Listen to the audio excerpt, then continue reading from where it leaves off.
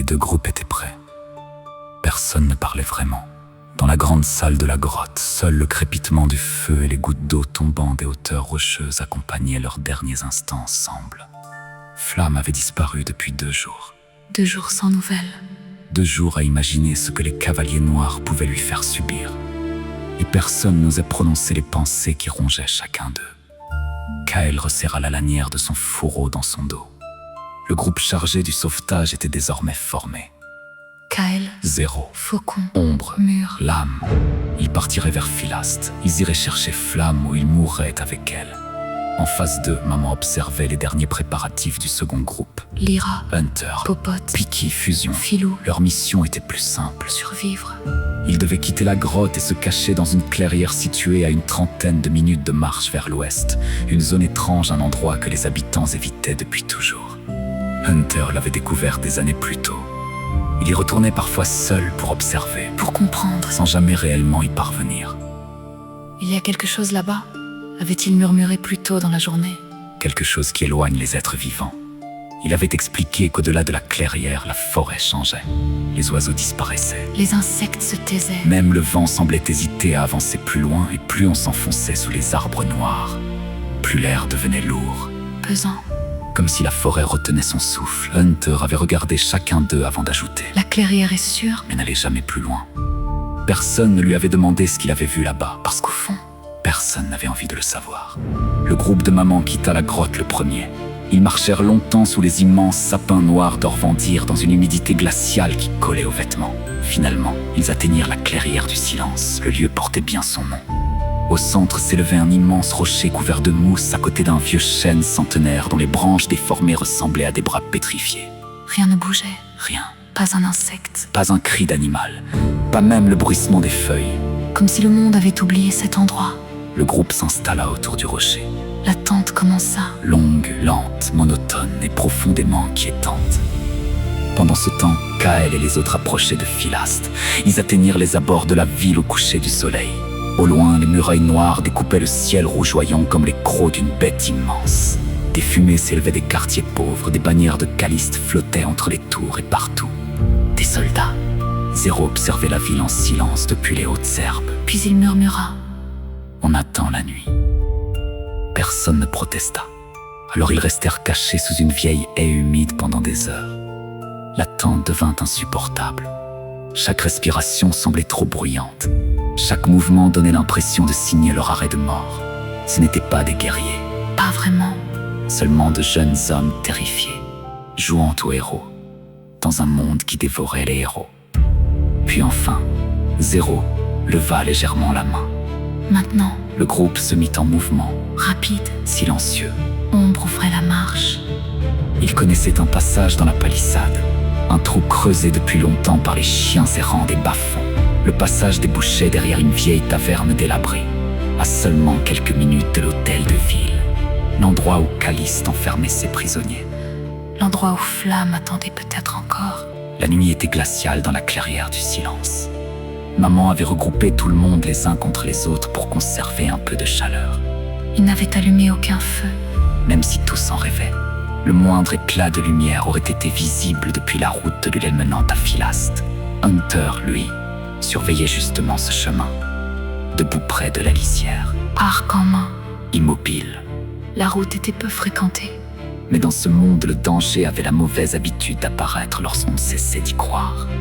Le silence autour d'eux était irréel, Aucun bruit. aucune odeur, comme si la pierrière existait en dehors du monde vivant. Puis soudain, Un bruit sourd monta depuis les profondeurs de la forêt. Tous se levèrent immédiatement. Hunter courut vers eux sans hésiter. Son visage avait changé. Ses yeux fixaient la lisière noire derrière le vieux chêne. Ma lune baignait maintenant la clairière d'une lumière pâle, et au cœur de cette obscurité menaçante, quelque chose venait de bouger.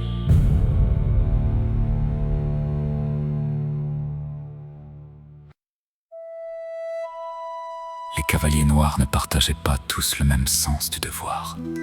Certains passaient leur nuit à boire jusqu'à s'effondrer dans les tavernes de Philaste. D'autres transformaient chaque contrôle en véritable séance d'interrogatoire, comme si la peur pouvait leur offrir une promotion auprès de Caliste. Le groupe avançait lentement dans les rues détrempées de la ville. Parfois, ils tombaient sur une vigie endormie contre un mur. Chaque ruelle devenait un piège potentiel. Chaque carrefour pouvait les condamner. 300 mètres. Seulement 300 mètres séparaient leur cachette de l'hôtel de ville et pourtant... Ils avaient eu l'impression de traverser un royaume entier. Lorsque le vieux bâtiment apparut enfin devant eux, massif et sombre sous la pluie, personne ne ressentit de soulagement. Parce que le plus difficile restait à faire. Entré, Zéro observa les fenêtres, Les tours, les portes, les ombres. puis il tourna légèrement la tête vers Ombre. Fais le tour, trouve une entrée. Ombre disparut immédiatement, comme avalée par la nuit. Zéro regarda ensuite Faucon. Trouve-nous une sortie rapide. Si ça tourne mal, on devra quitter la ville en moins d'1 minute. Faucon acquiesça avant de s'éloigner sans un mot. Pendant ce temps, l'âme s'était légèrement écartée du groupe. Quelques secondes plus tard, Un léger ululement de chouette résonna dans l'obscurité. le signal. Le reste du groupe le rejoignit rapidement. L'âme était accroupie près d'un mur de pierre humide. Une petite ouverture grillagée donnait sur les sous-sols de l'hôtel de ville. Une vieille aération. Entre les barreaux rouillés passait la lumière tremblante d'une torche oubliée depuis trop longtemps. Et là, Enchaîné au mur, le visage tuméfié, les vêtements déchirés, flamme, immobile, son corps couvert de bleu. ses cheveux roux collés par le sang et la pluie. Kael sentit son cœur s'arrêter. Vivante, Peut-être, en mauvais état, certainement. Mur serra les poings si fort que ses articulations craquèrent. il fallait faire vite. Aucun garde n'était visible dans la pièce. Mais les barreaux rendaient toute extraction impossible. Zéro allait ordonner un déplacement immédiat vers l'entrée principale lorsque... Une voix surgit derrière eux. Je pense que le vin a coulé à flot ici ce soir. Tout le groupe sursauta, Ombre venait de réapparaître, comme une fleur dans un mariage. un immense sourire aux lèvres. Il n'y en a pas un debout. Il Nous pouvons passer par une entrée de service de l'hôtel de ville. Je n'ai vu que 2 gardes, et ils sont complètement saouls. Ombre s'approcha de Mur et posa une main sur son épaule. Viens avec moi. Son regard glissa vers l'aile ouest du bâtiment. Nous allons passer par la gauche. À droite, il y a encore 2 gardes éveillés. Il n'a pas fallu le dire 2 fois à Mur, il partit immédiatement. Pas rapide, Pas discret. inévitable. Les 2 compères longèrent le bâtiment sous une pluie fine qui rendait les pierres luisantes dans l'obscurité. Effectivement, Aucun garde. La porte latérale était entr'ouverte. Mur et Ombre pénétrèrent dans le bâtiment. silence. Un long couloir vide, des murs humides. Le bruit lointain de l'eau tombant quelque part dans les profondeurs. Toujours personne. Puis Mur aperçut la porte du sous-sol. Ouverte. Il commença à descendre les marches lorsqu'une silhouette apparut plus bas. Un garde. L'homme remontait lentement l'escalier. Mur hésita une demi-seconde. Le garde leva les yeux. Et tout explosa. Mur frappa d'un coup de poing d'une violence terrifiante. Toute la haine qu'il nourrissait contre les hommes de Calice traversa son bras dans cet unique impact. Le soldat fut projeté en arrière. Son corps heurta les marches avant de dévaler l'escalier. Sa tête s'écrasa lourdement contre le sol du sous-sol dans un bruit écœurant. Mur ne vérifia même pas s'il respirait encore. Il fouilla rapidement le corps et récupéra les clés des chaînes retenant Flamme. Puis il reprit sa marche. Parce que Flamme était là, Claustré, blessé. terriblement seul, Ombre le rejoignit. Avec la délivrance de Flamme, un sentiment impossible à mesurer les traversa tous les 2. Du soulagement. De la fierté. Et surtout, L'impression d'avoir arraché quelqu'un aux ténèbres elles-mêmes. Flamme gémit faiblement lorsque Mur la souleva avec une délicatesse surprenante. vivante. Ils retournèrent rapidement vers le reste du groupe. Lorsque Kael les vit arriver dans l'obscurité de la ruelle, il ne put s'empêcher de courir vers eux. Son cœur frappait sa poitrine avec une violence insoutenable. Était-elle encore en vie? Pendant un instant, le monde entier sembla ralentir. Puis il vit la poitrine de Flamme se soulever faiblement. Un souffle, Faible. mais réel. Et pour la première fois depuis des jours, Kael sentit l'espoir revenir. Mission accomplie. Zéro leur fit immédiatement signe d'avancer. On bouge maintenant. Personne ne discuta. Mur portait Flamme contre lui avec une délicatesse presque irréelle pour un homme de sa taille. La jeune femme respirait encore faiblement, prisonnière d'un demi-sommeil douloureux. Le groupe quitta rapidement les abords de l'hôtel de ville. Chaque seconde passée dans Philaste augmentait leurs chances de mourir. Ils traversèrent plusieurs ruelles dans un silence absolu avant de rejoindre l'endroit convenu avec Faucon. Et soudain, Une silhouette surgit de l'obscurité, Faucon.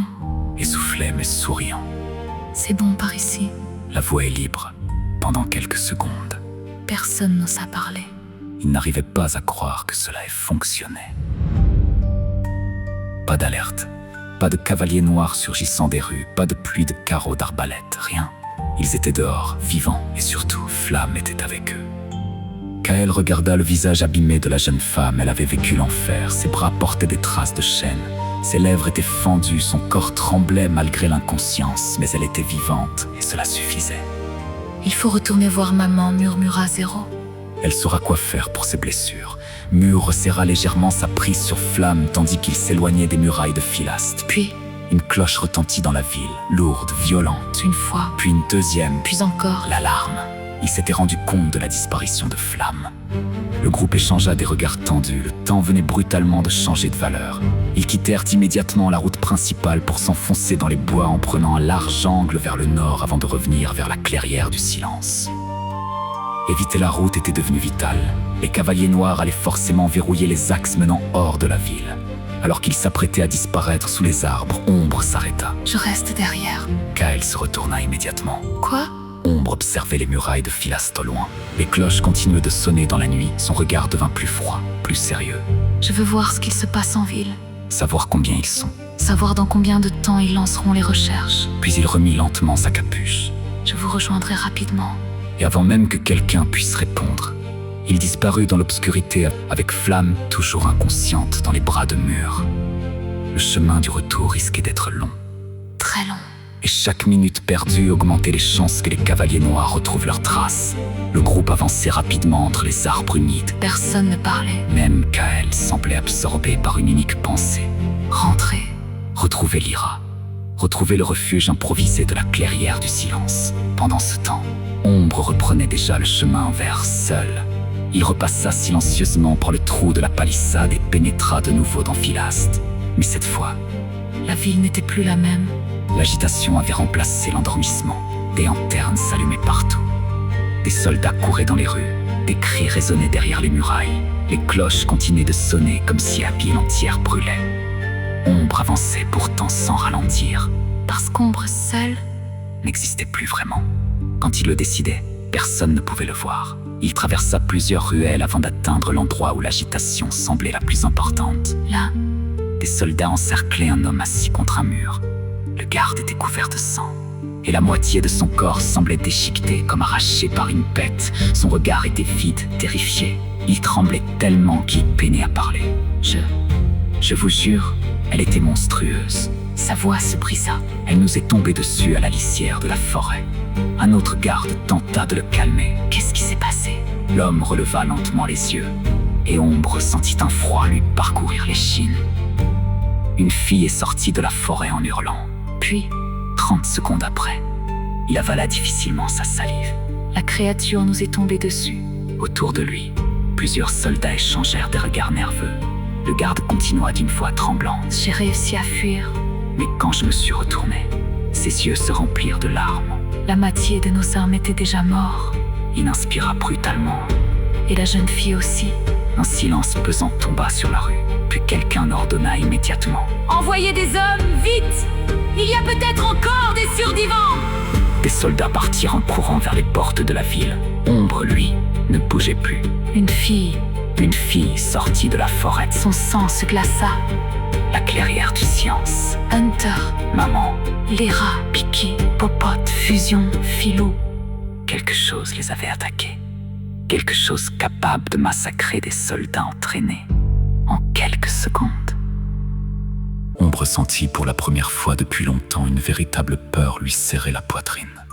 Puis il disparut brusquement dans la nuit. Il devait retrouver les autres. Et vite.